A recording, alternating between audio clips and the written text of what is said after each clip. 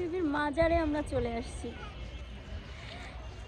এই যে আমার বড় ছেলে, ছোট ছেলে, আমার দেবর, আমার ভাই।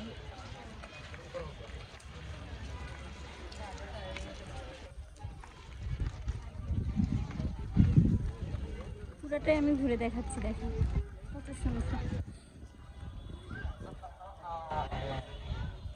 কি পায়া গেছো পরি বিবির মাজার?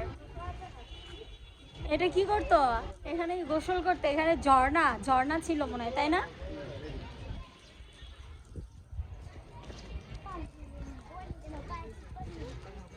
আমি একবার আসছিলাম বিয়ের পরে পরে তোমার দাদার সাথে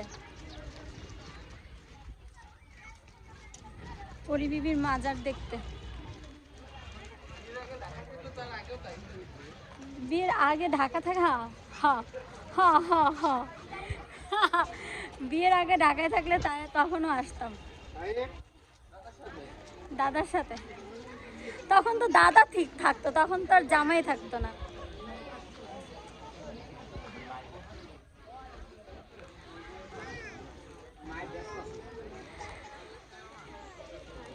আসলে পুরোনো দিনের জিনিসগুলো দেখতেই ভালো লাগে। পুরোনো জিনিসপত্র, পুরোনো জিনিস, পুরোনো জায়গা, এগুলো তো আমাদের ঐতিহ্য, তাই না? এখানে ঘুরতে আসা, ঘোরা, সব কিছুই ভালো লাগে। জাদুঘরটার ভিতরে ঢোকা যাবে না? জাদুঘরে যাবে না? ওইখানে কি ওই জায়গাটায় ওই যে কি সুন্দর সবুজ সবুজ দিয়ে সাজানো, তাই না? কত সুন্দর গাছ, সবুজ সবুজ।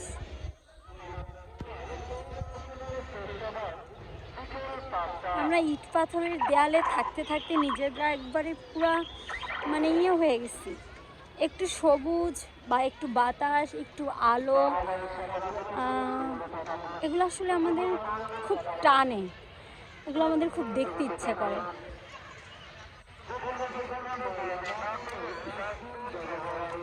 ওই যে পরি বিবির মাজার।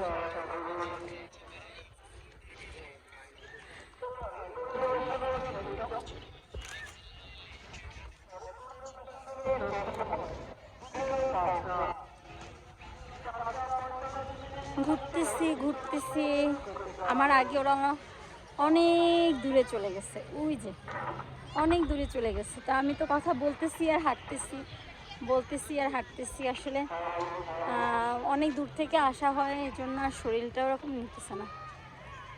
আচ্ছা, ওভাবে তো দেখানো যাবে না, খণ্ড খণ্ড করে দেখাতে হবে সব কিছু, চেষ্টা করব।